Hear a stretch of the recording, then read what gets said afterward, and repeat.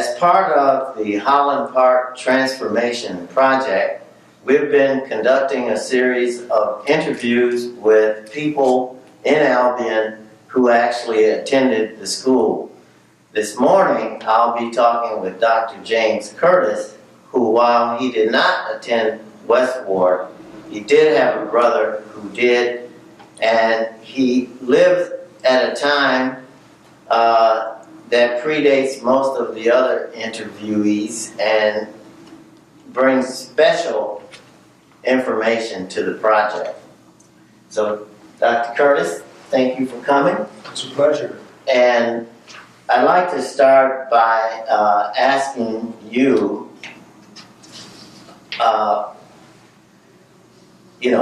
when did you attend, you went to Austin School? Yes, I went to Austin School, and I was in kindergarten at Austin School. It was in 1927. Okay.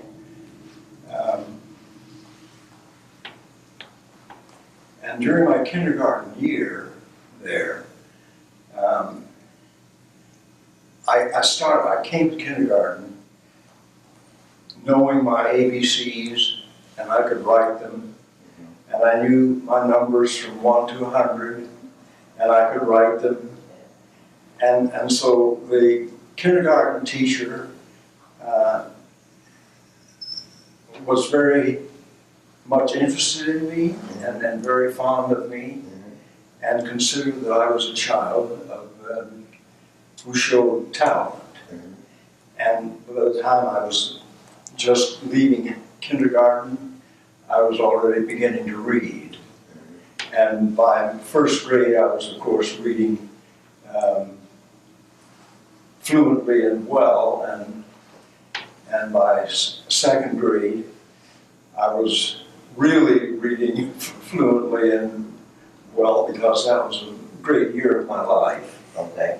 It was a great year of my life because the school was holding its Christmas party for second graders, the second grade teacher, and there was a teaching assistant from Albion College, Okay. a young man from Monroe, Michigan, and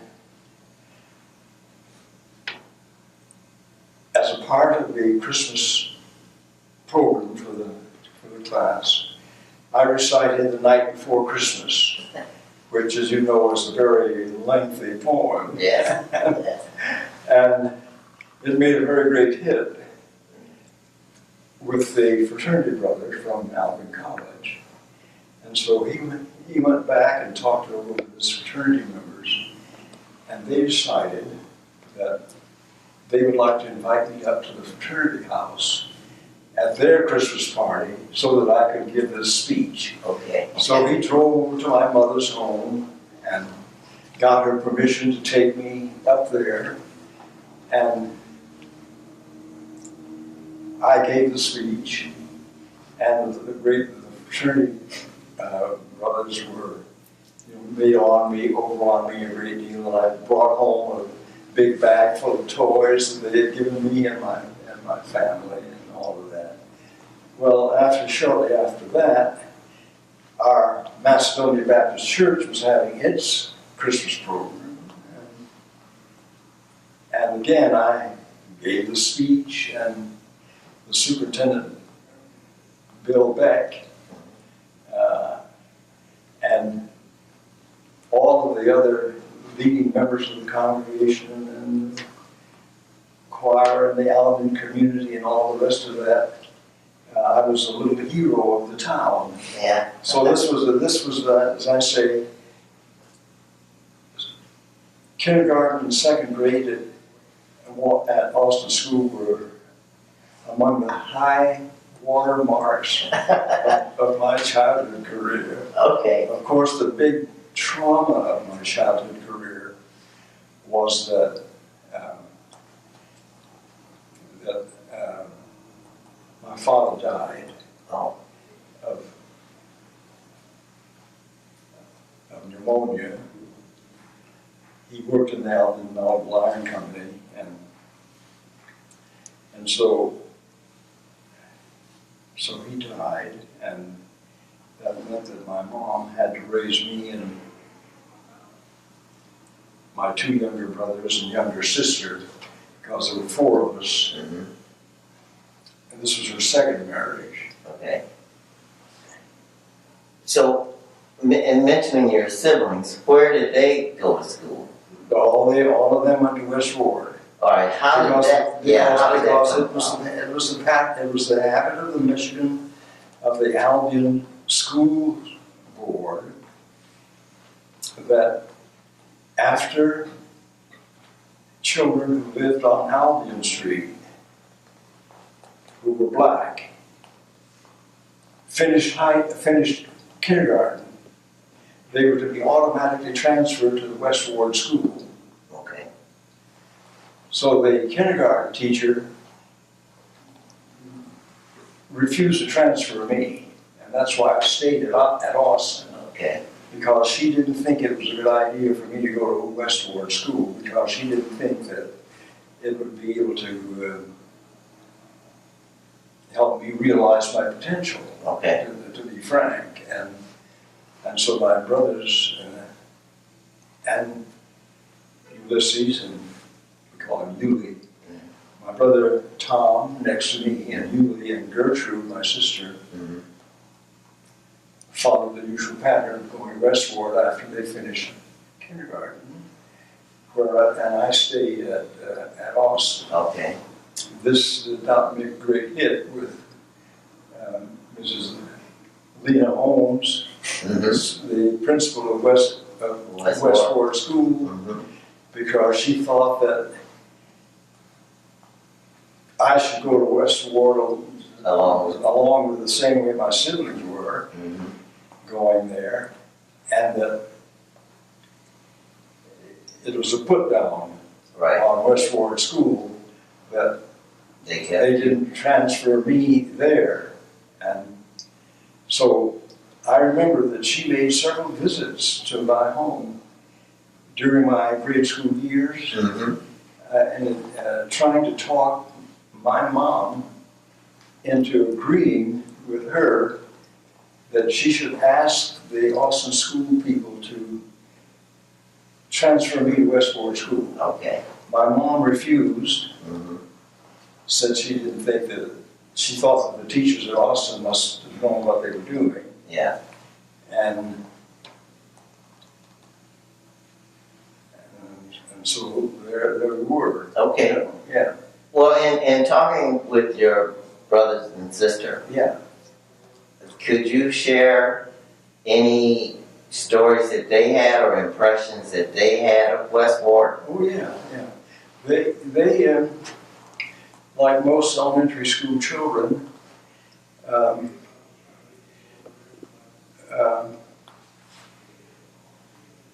they were of a mixed opinion about whether school was a good idea or not. Okay.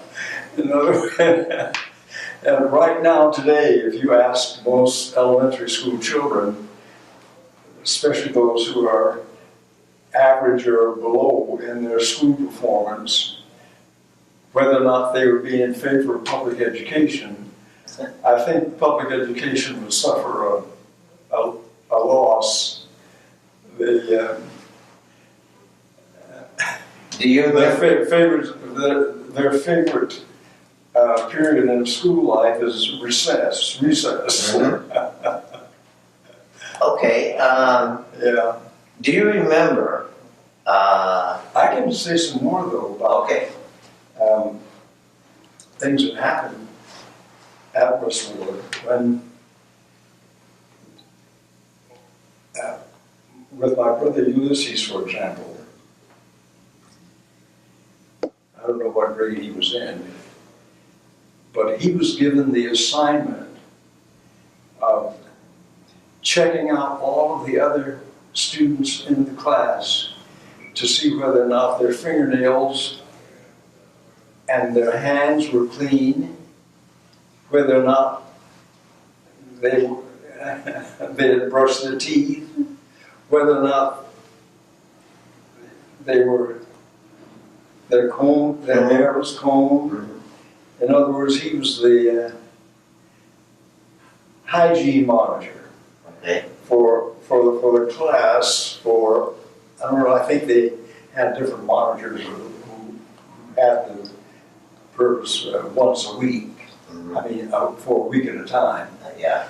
And they didn't have any such thing as that at Austin, you know. Okay. But in retrospect, that was probably not a bad idea. No,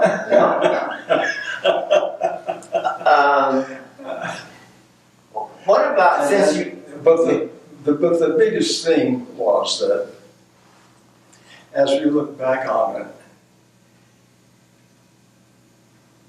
my sister Gertrude had the sharpest and clearest memory of this. But when they transferred from Austin to junior high school,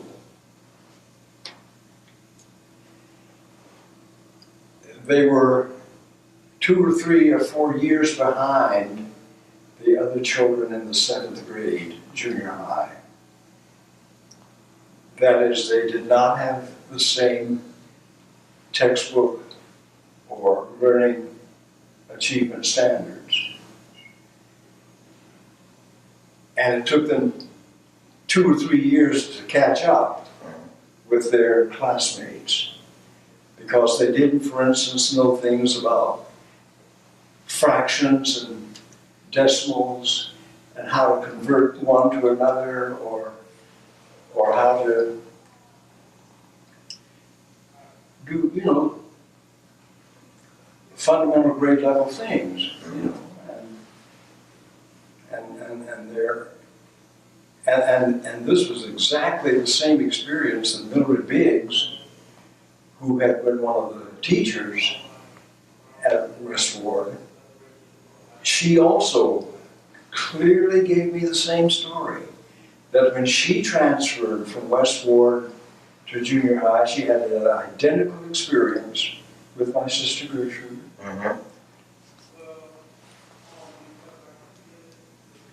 And of course, when West Ward was being brought to an end, Mildred Biggs was one of the strong proponents of its termination. On the other hand, Mrs. Ferguson was not. And Mrs. Ferguson,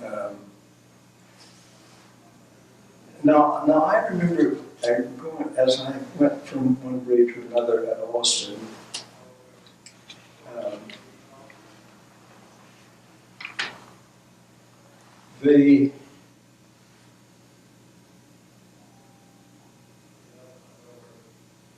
incidentally, to remain on that subject about the double standards, Ruth Holland also, and her father, Bob Holland,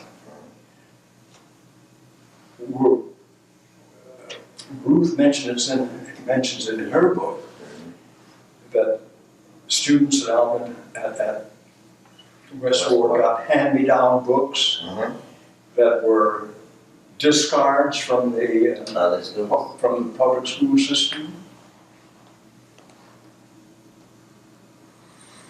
And so that the Albion School Board realized and condoned first-class education for the rest of the Albion school system and second-class education for the West Ward school teachers. Now, in Austin, there were 2 other students like me in all of our classes who the teachers recognized as being superior students. They were Darrell Sebastian and Peter Lazarchuk. So the 3 of us when we would have our school assignments, our homework assignments completed, it would take us about 10 minutes. The other students were plugging away, doing that. The teacher allowed us to do independent study so that we were using the encyclopedia, learning how to look at pictures of countries and people around the world on the stereopticon, and making little book reports which we would bring to the teacher, and so that we really were given a top-notch elementary educational experience, and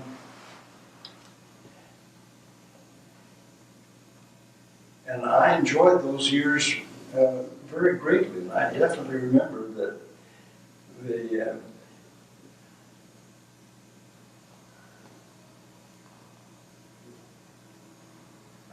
I developed an overdeveloped ego in those years because I couldn't understand why it was that people could learn things just like that. Right. You know. Yeah. Now, Eugene Jackson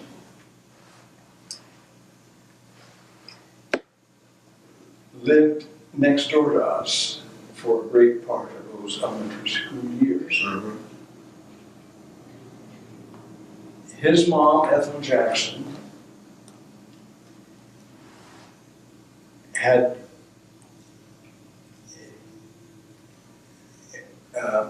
Alan, who we call Boozy, Eugene, the next boy, and Gloria. Now, Eugene and Gloria were good-looking, attractive children, but they were black. And they, although they were black, they had hair like that was straight, you know, like as though they had a lot of Indian ancestry, which they undoubtedly did. Eugene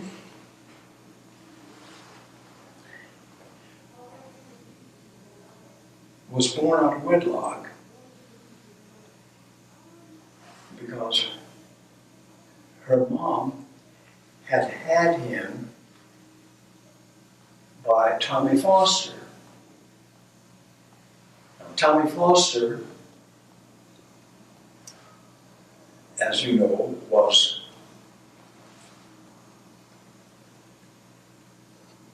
my first cousin because his mom and my mom were sisters. Okay. And Tommy Foster, you know, because he had, his first wife was a Wallace girl. My sister. Yeah. One of your Sister. older sisters, Yeah. right? My oldest. Yeah. Your oldest sister. Yeah. So that when Tommy and your older sister's marriage broke up, it was then that Tom married his wife that he was with for as long as Yeah, I can't remember her name. I can't remember her name this time either. Yeah. Yeah. But at any rate, so that Eugene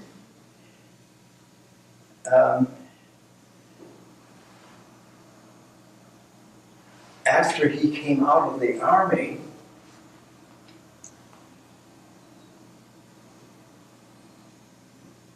became very close with both me and Tom and Ulysses. And we knew that he was related to us as our first cousin, and actually he was treated as though he were one of our brothers. Because for at least 20 years, all of us went up to Iowa Cottage, which Tom had built. Okay. And that was one of the most enjoyable months of my life, because during the summers when I lived in New York, we always spent a month up in Idlewild. Right. So that I at least touched base with Albion during a great fraction of the time that I lived in New York in that way. Okay. But I'm depressing. I want to take you back Yeah, to okay. something. Yeah. When The reason I got off on this was that Boozy was a very talented boy too. Mhm. And nonetheless, he didn't live on Albion Street. But he immediately went to West Ward. From, I don't know whether, people who lived over on that side of town, who were black, went to Dalrymple for their kindergarten, and then were transferred automatically to West Ward. Okay. Okay. Now, when Boozy was at West Ward, again, his learning abilities were way beyond the other kids. So Mrs. Holmes would let him run errands. She had to make a daily report, for example, to the superintendent of schools about school attendance and things like that. Right. So that it was Boozy's job to take the report from West Ward up to the Washington Gardner School, where the superintendent's office was located. Right. Running that daily report was one of his Extracurriculars. independent study projects. Yeah. That was a far cry from the kind of so that incidentally, as you know, when Boozy finished Albion College, where he had been an outstanding athlete and scholar, he applied for a teaching job in the Albion school system, and they didn't accept him, although he was recommended by Albion College, the school board, and the people who ran the school system did not give him a job teaching. Okay. So he had to take a job teaching in Grand Rapids, Michigan, where he did a stellar job. And he went to Michigan State after Albion College and became the first black student in Albion who earned a PhD degree from Michigan State College, Michigan State University.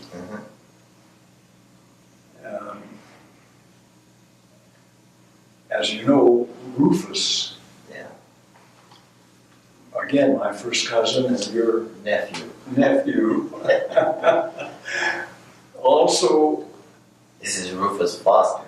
Rufus Foster, that's right, he was Tommy's son. He went to West Ward, and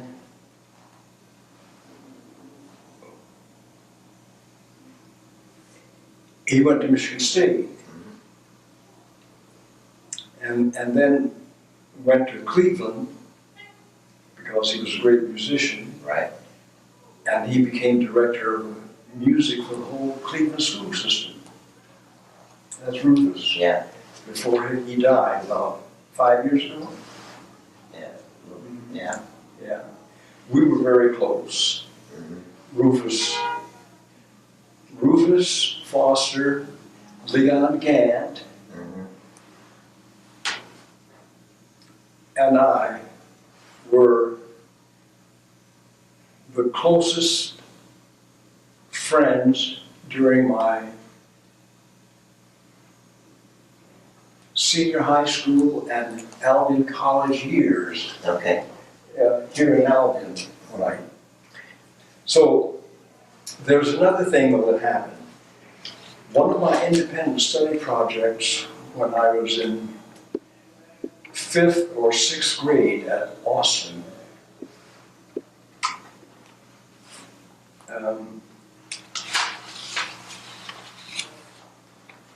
Negro History Week in February was celebrated in the black community around the United States.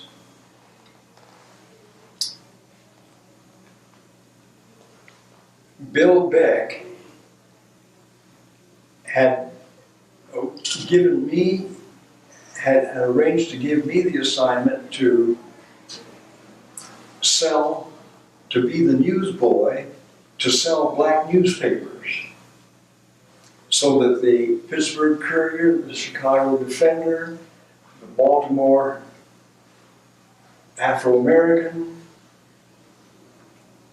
the Michigan Chronicle, when it started,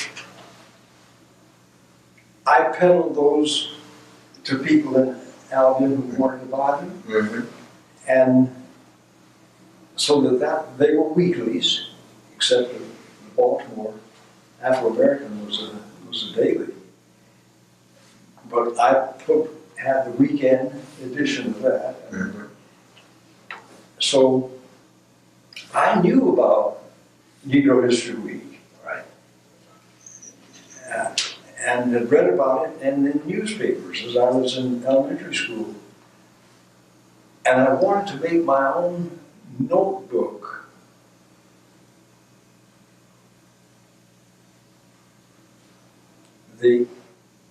My teacher at Austin School, I don't remember her name right now, said, I will arrange for you to meet Miss Ferguson at the West Ward School because she can help you with this. So sure enough, I went over to the West Ward School after school was over. Miss Ferguson was waiting for me. She was not a Ferguson then at first, she married. Yeah. Malcolm. She was a Morris. Morris, that's right, Miss Morris, before she married Clifton. Preston Ferguson. Clifton. Clifton Ferguson. At any rate, I met Miss Morris, and she was so wonderful. She said, of course I will help you to develop your scrapbook. And she helped me to get pictures of famous black people. Booker T. Washington, W.E.B. Du Bois, people like that. Mm-hmm. And I was particularly eager to get a picture of W.B. Du Bois. And so I wrote him a letter asking him to send me a picture. I never heard from her. Miss Morris gave me her picture, her favorite picture of him, so that I would have it for my notebook. Okay. So So you now went to Westport for that? I went to Westward.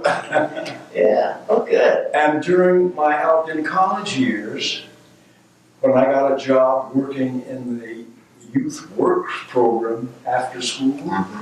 because I was from a low-income family, and you get that, I took on as one of my assignments, and I was joined by a black Jewish student at Albion College, who was a close friend of mine, who also was in the work program. Mm-hmm. he and I both decided that we would come to West Ward and form a boys' club after school. And we did just that. We went to West Ward, we formed a boys' club, we met once a week. We had various activities where we would go on hikes or play games or do this or do Would that. this have been in the early 40s? Yeah, when I was at Albion College. Okay. Yeah. And some of the black men who lived in Albion remember when I said it was in the boys' club that Shapiro and I had formed. Yeah. Good. Yeah, this was when I was in college, so that's beyond the. But Miss Morris and helping me get that scrapbook was just an example of the kind of beautiful person she was. Right. She was so much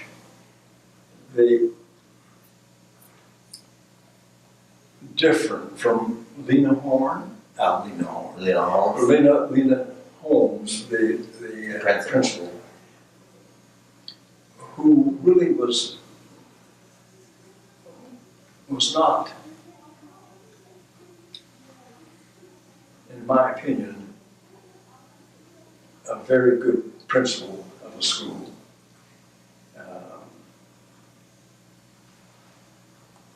Again, when I was in Albion College, Roosevelt was president. Money was set up to provide free breakfasts for low-income children before school started in the school buildings. Okay. So the children would come to school and they would be sure to have a meal before classes started. The local school board in Albion hired ladies from the community to be cooks, to go to Austin and Dalrymple and Washington Gardner. Yeah. To get the breakfast together. They didn't hire anybody to get breakfast. Well, they didn't have a kindergarten, but they didn't hire anyone to provide breakfast for. It was not just breakfast for kindergartners, it was breakfast for any school age children in elementary school.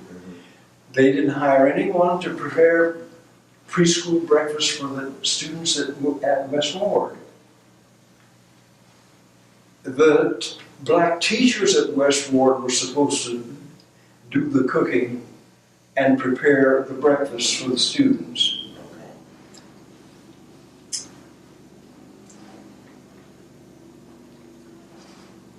Miss Howard, Maddie Howard, who was one of the black teachers at the school, was very resentful of this. I was at Albion College, and I had started a chapter of the NAACP in Albion, which black people in Albion have rewritten their history. That never happened. I had started the chapter that had members in it, even some faculty from Albion. And as it started, Attorney Theodore Valdellen was the local chapter attorney, and we brought a lawsuit even. All that happened when I was in Albion College. At any rate, Maddie Howard called me and said, come up to visit me this evening, because there's something I want to ask you to help me with. I went to her home, and she said, I want you to know that they are insulting the black teachers because they're expecting us to cook breakfast for the school children, but they've hired people to do it in all the other schools. And I said, well, that certainly isn't fair. It doesn't seem to me that it should be. We wrote a letter to the school board, nothing changed.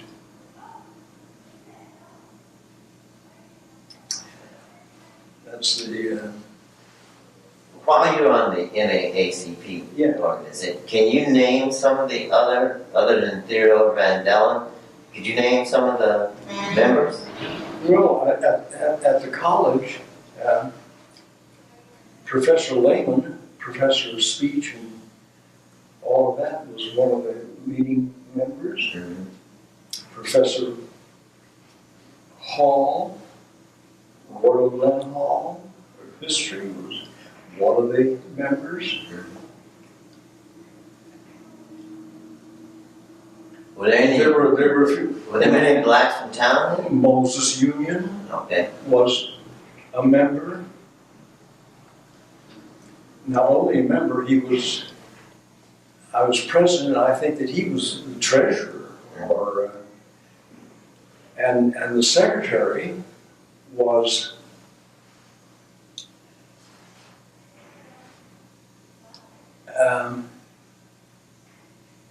Mrs. Thompson, Ida Thompson, on, what is that street? Ann Street? Ann On Ann Street. Street? Yes. She was the secretary. Okay. Oh, yeah. Very interesting. So, I can give you another insight on West Ward. Yeah. And this I learned, again, when I was in the grade school and in the high school.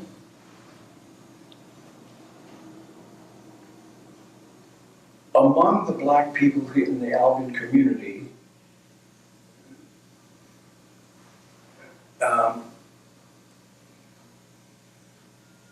during my elementary school years,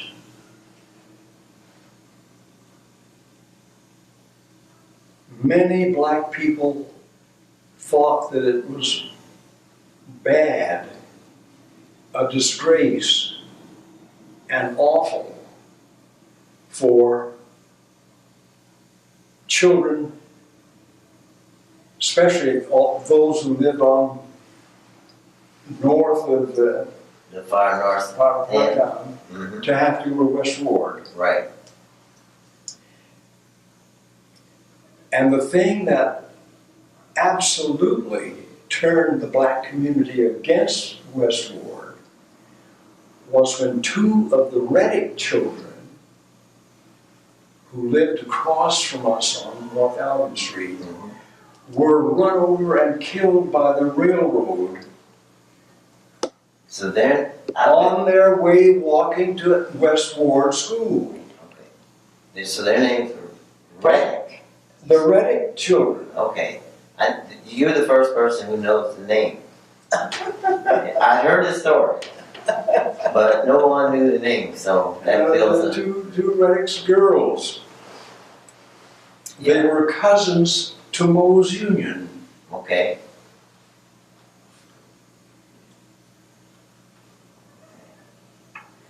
Now, Go ahead.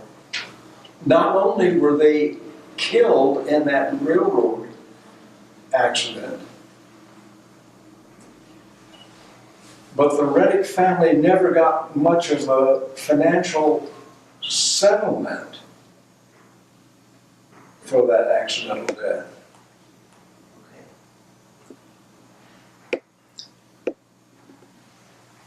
Now, this was simply because they never had adequate legal representation. Right.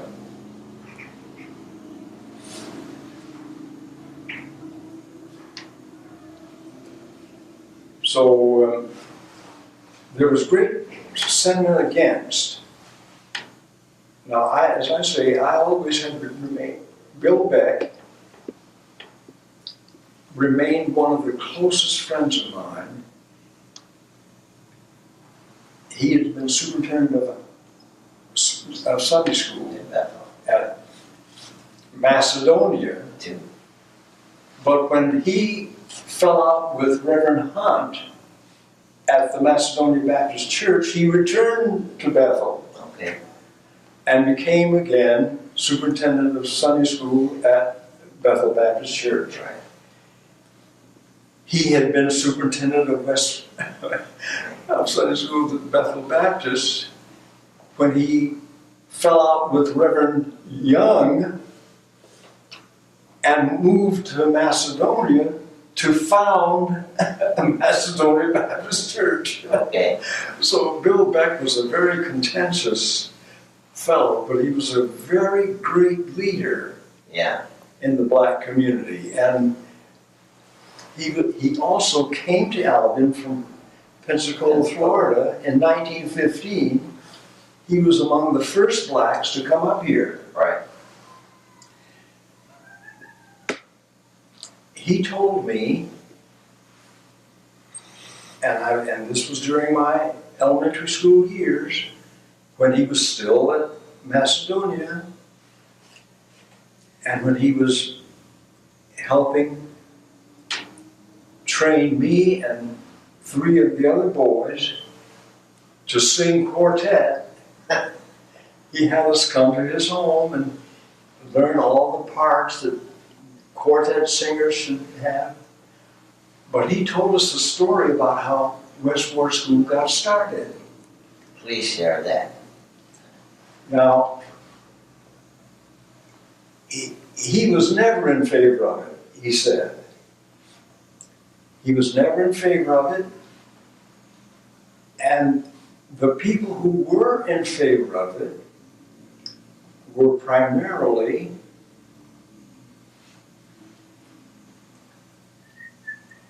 Estes Howard, with whom he was a great rival, and Mr. Biggs, Garfield Biggs. and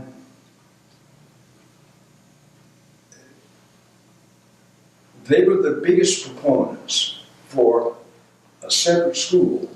And the reason they wanted it was because they wanted their daughters to be teachers in the school.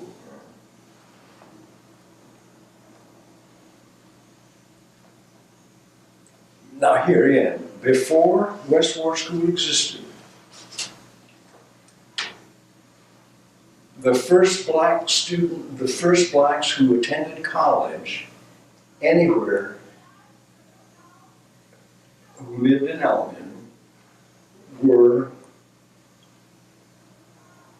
Leela Beck, Mrs. Beck, Mr. Beck's daughter, and one of Mr. Banks' daughters.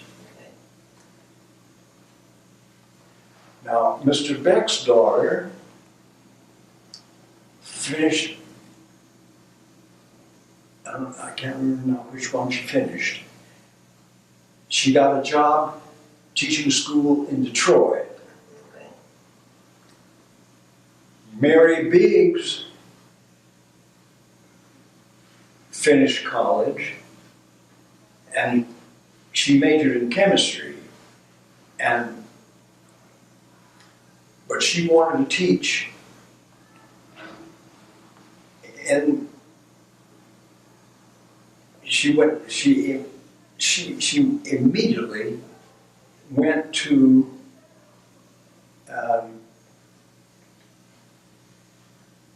and she went to Detroit also to teach.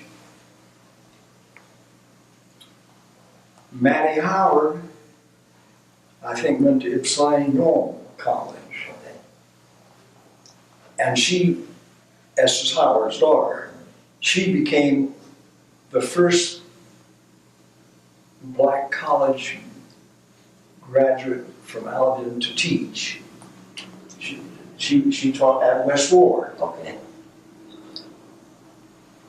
Mildred Biggs, as you know, finished Talladega in Alabama, and she became a teacher at West Ward. Right.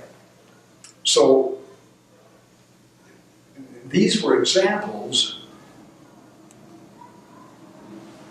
that he cited to show me, you know, the background sentiments of who wanted West Ward to get started. And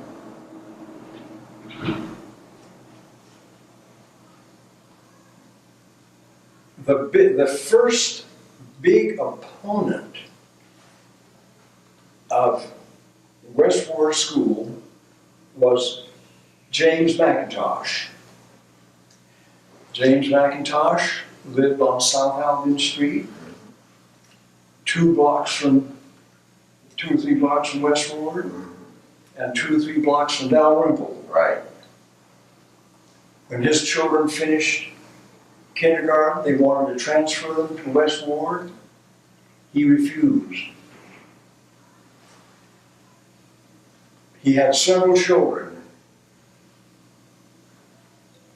None of them were allowed by him to go to West Ward.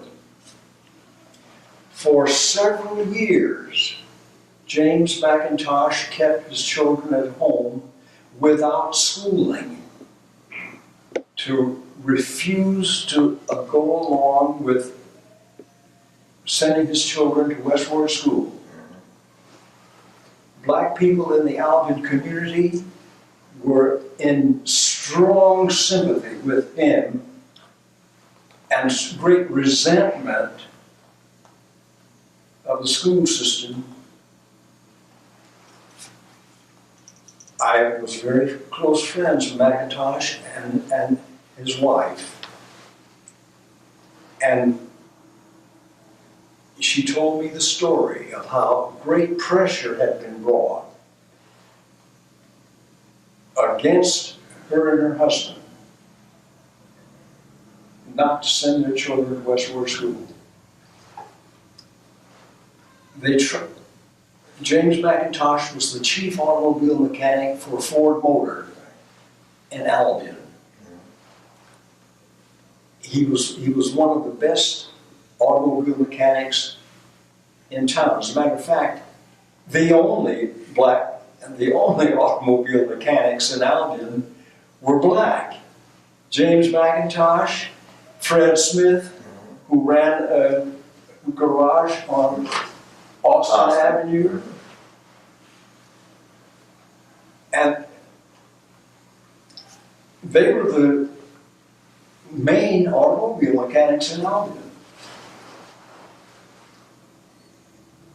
They tried to get Ford Motor to fire McIntosh. They said, of course not. He stayed in his job as the chief automobile mechanic there, despite pressure that was being brought on him. So, Mr. Holland was not the first opponent of school, of desegregating West Ward. James McIntosh was. Earlier than that, Bill Beck was against it. And certainly I was strongly against it all the time that I was here. In high school and later in college.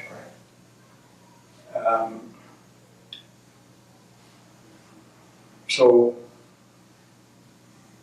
it's in,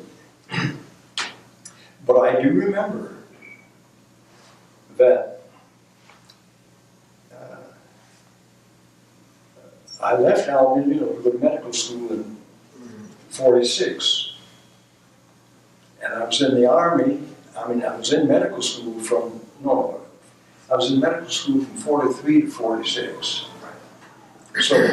So in '43, when I left to go to medical school, during all of those years,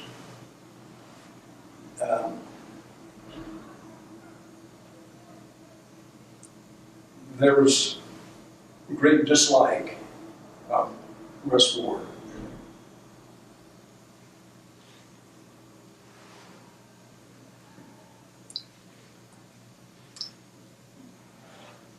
Ruth Holland's father, Bud Holland, that we called him, was definitely active in circulating petitions, but it was for the purpose of opposing the inferior school materials, hand-me-down books, hand-me-down school equipment, all of this. He was very active in opposing all of that. But his children went to West Ward. Right.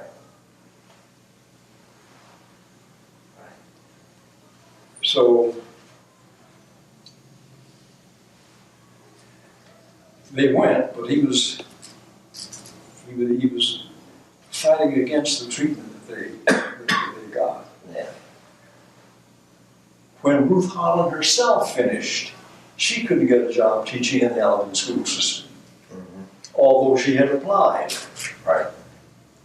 And she didn't get a job because, as I say, race prejudice was very strong, and there was, in Albion, let me just say this, Albion College, in those years, some of the faculty during the 40s were progressive and were liberal, but there were reactionary faculty members. And among them was Professor Carter, head of the Department of Education at Albion College. He was the one who was spearheading, refusing to give black teachers jobs in the school system because he did not want black teachers teaching black and white children. And it was widely known that those were his views. One of his daughters, Virginia, was a classmate of mine in high school. And we were very close friends because we were always in the honors classes and this and that. So that I know that his children were not.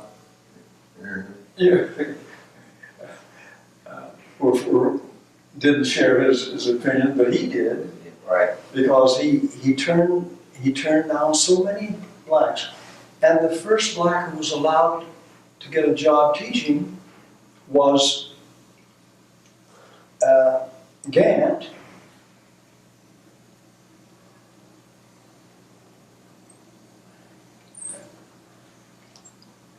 You know, the Gant. Ron? Ron Gant. Ron Gant, who got a job teaching shop. Right. Manual arts. That apparently was a level that they would accept as.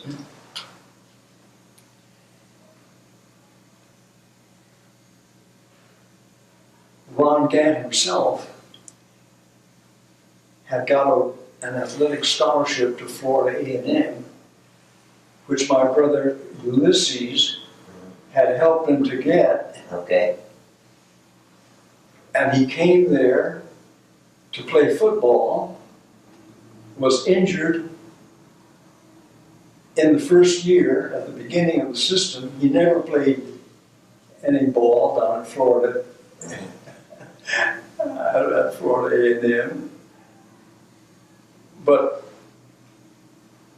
he had won an athletic scholarship there. Right.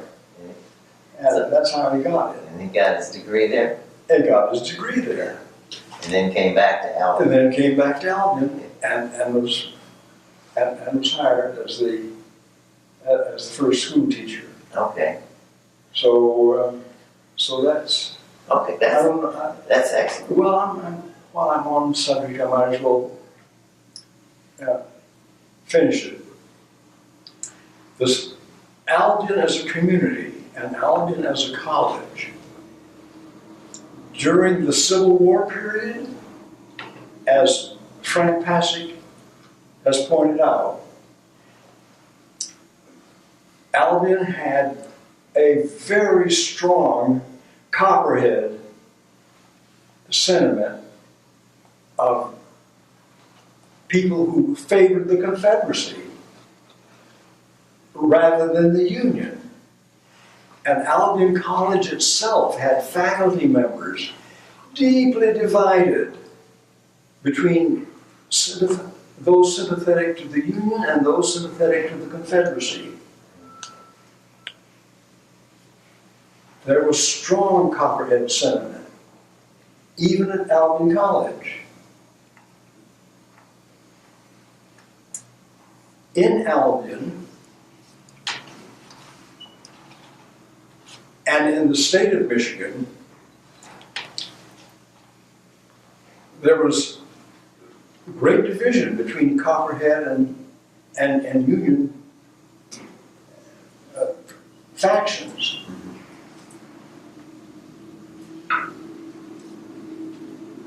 But it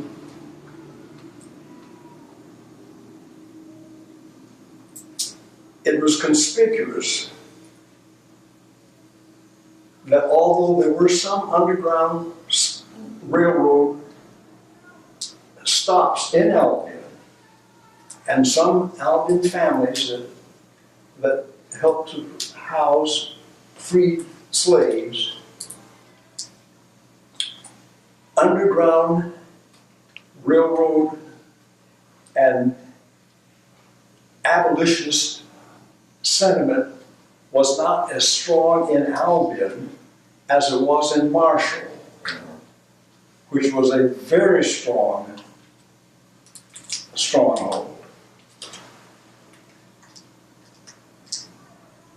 of abolitionist sentiment. And Battle Creek, right, was a center of abolitionist stronghold support also, right? And Jackson, where the Republican Party was founded,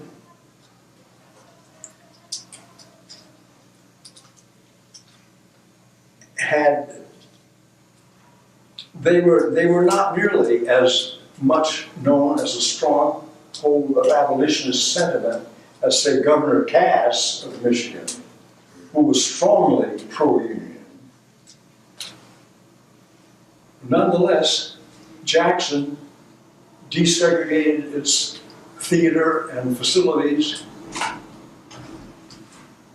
while I was in high school and college, just as Battle Creek did, while the theaters and restaurants and everything in Albion were still Jim Crow. So the city of Albion was kind of like an oasis of Jim Crow, and its immediate neighbors in this part of Michigan were definitely ahead of it.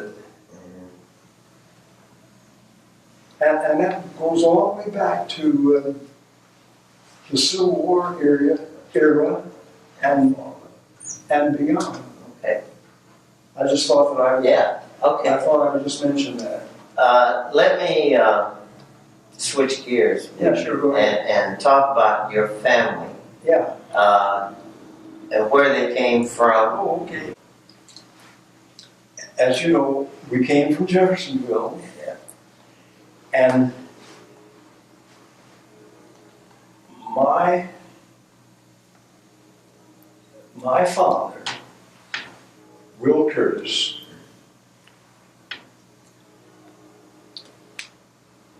had a brother, Rufus Curtis, who came to Albion with him. Rufus Curtis married a Dixon. Okay. And that's what brought the Curtis family and the Dixon family Okay. closer together. Right. Rufus stayed in Albion just a few years and then went back Okay. to Georgia. Okay. And when he went back to Georgia, he married a lady from Florida who was a school teacher. Okay.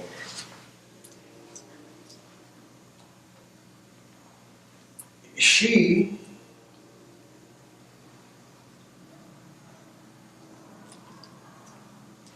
provided money for Rufus's son, also named Rufus, to go to Tuskegee Okay. Institute.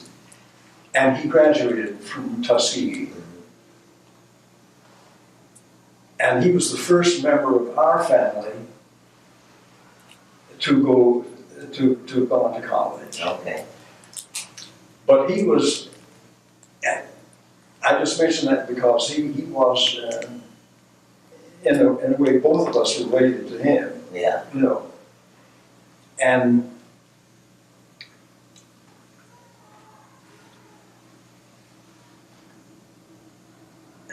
so